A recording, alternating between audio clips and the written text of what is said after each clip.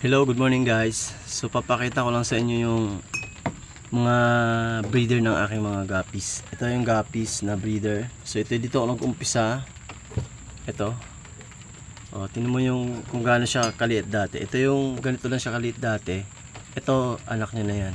Ito yung pinakang mother niya. Ayan. So diyan siya kaliit, tapos lalakas siya ng ganito pag tumagal na. Ito, yan. So ito yung aking bagong ano ngayon, bagong pinaparami ng string ng guppy.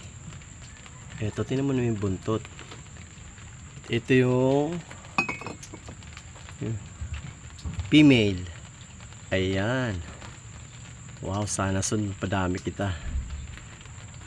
At yung male, tingnan mo naman kung gaano kaganda. Wow. Uy, nanliligaw ka pa. Lumapit ka dito. Masyado kang maharot. So ito may mga baby na to. Ito yung mga baby. Ito. Yan. Yan yung baby niya.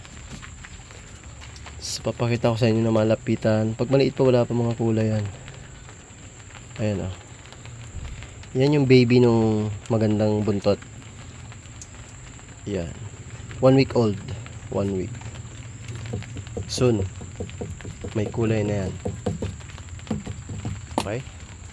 So ito yung fish setup ko. Yan. Ayan. So ito marami. Ito malalaki na to. Yung iba mga big mama na. Ito mga juvie size pero ang dami. Ito yung mga guppy. Oh. Diba? Dami nila.